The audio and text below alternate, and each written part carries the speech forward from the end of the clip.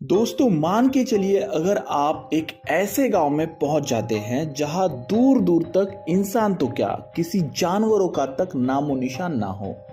चारों तरफ सुनसान पड़ी सड़कें और लोगों के अधूरे पड़े काम किसी डरावने मंजर से कम नहीं लगेगा। अब आप कहेंगे कि ऐसा कैसे पॉसिबल है, भला एक साथ कोई गांव इस तरह से निर्मनुष्य कैसे हो सकता है। लेकिन आपको बता दे कि ये बात जितनी इम्पॉसिबल लगती है उतनी ही सच्ची भी है। ये कहानी है कनाडा के बर्फीले पहाड़ों में बसे एक छोटे से गांव इनुट की। तो आज के इस इंटरेस्टिंग वीडियो में हम इसी गांव से जुड़े रहस्य को करीब से जानने की कोशिश करने वाले हैं। हेलो दोस्तों, मैं हूं आनंद और आप देख रहे हैं मिस्टीरियस हिस्ट्री चैनल। दोस्तों, किसी भी घटना के पीछे कोई ठोस वजह का होना लाजमी होता है, साइंस तो यही मानता है। मगर बिना किसी वजह से कोई बदलाव मिस्ट्रीज को जन्म देता है और इसी बात का सबूत है इस गांव से रातों रात गायब होने वाले इंसानी बेड़े। बर्फीले पहाड़ों के बीच आजीकुनी झील के किनारे बसा ये छोटा सा गांव करीब करीब 30 से 40 परिवारों का समूह था। यहाँ के लोग पहाड़ों में ट्रैकिंग करने आए ट्रेकर्स की मदद किया करते थे, जैसे कि उन्हें खाने पीने की चीजें देना, आपातकालीन स्थिति में उनकी रक्षा करना और रहने के लिए जगह देना। इन कामों के बदले वो थोड़े बहुत पैसे भी लिया करते थे।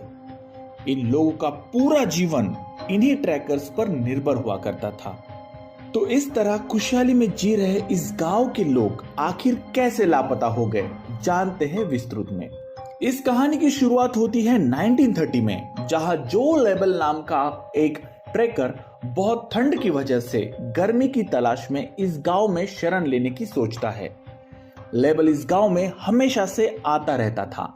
उसे यकीन था कि यहाँ के लोग उसे इस ठंड से बचाने के लिए मदद जरूर करेंगे, जिससे किसी भी तरह वो यहाँ रात काट सकता है। लेबल जब यहाँ पहुंचा तब उसने मदद के लिए लोगों को आवाज लगाना शुरू कर दिया, मगर उसे अपनी आवाज के सिवा किसी की भी आवाज सुनाई नहीं दी।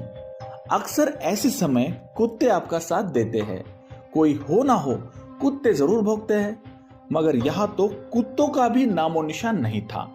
चारों तरफ फैले इस सन्नाटे को देख लेबल थोड़ा घबरा जाता है, लेकिन बढ़ती ठंड में उसका इस तरह से बहुत देर तक बाहर रहना जानलेवा हो सकता था। लिहाजा उसने तुरंत एक घर में आश्रय के लिए प्रवेश किया। जैसे ही लेबल घर के अंदर आता है तो अंदर का नजारा देख चौंक जाता है। उस घर में कोई भी इंसान नहीं था। घर का सामान बिल्कुल वैसे का वैसा रखा हुआ था। चूल्हा जल रहा था जिस पर खाना भी पक रहा था। ऐसा लग रहा था कि कोई अभी अभी खाना बनाते बनाते यहाँ से कहीं चला गया हो। लेबल को यह थोड़ा अजीब लगा। वो तुरंत उस घर से निकला और दूसरे घर में घुसा, लेकिन ताज्जुब, इस घर में भी उसे वो सब दिखा जो उसने पहले घर में देखा था। यहाँ भी चूल्हा जल रहा था और साइड में आधी कटी हुई मछली पड़ी हुई थी, जैसे कोई मछली काटते काटते किसी दूसरे काम से बाहर चला गया हो। अब लेबल पूरी तरह से घबरा जाता है और एक एक कर सारे घरों की तलाशी लेना शुरू कर देता है। स्ट्रेंज, सारे घरों का हाल लगभग एक जैसा ही था। ऐसा लग रहा था कि लोग आधे अधूरे काम छोड़ कहीं गायब हो गए हैं। इन सब रहस्यमय घटनाओं को देख लेबल को किसी बड़े खतरे की बू आने लगी। उसका अब इस गांव में एक पल के लिए भी रुकना खतरे से खाली न था। लिहाजा ठंड की परवाह ना करते हुए लेबल तुरंत उस गांव से बाहर निकल जाता है। राहत की सांस पाते ही लेबल नजदीकी पोस्ट ऑफिस जाकर टेलीग्राम द्वारा पुलिस को सारी घटना का ब्यौरा देता है। खबर पहुंचते ही अगले ही दिन पुलिस इस गांव में अपनी छानबीन करना शुरू कर देती है।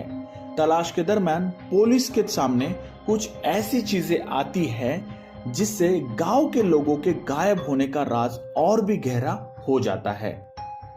खोज के दरमियान पुलिस को पता चलता है कि इस गांव में मौजूद एकमात्र कब्रिस्तान पूरी तरह से नष्ट हो गया है, जहां कुछ कब्रों को अजीब तरीके से खोदा गया था। खोदी हुई कब्रों में से लाशें गायब थी। वहीं दूसरी ओर इस गांव की सीमा पर कुत्तों की लाशें भी मिली, जो बेहद डरावने तरीके से पड़ी हुई थी।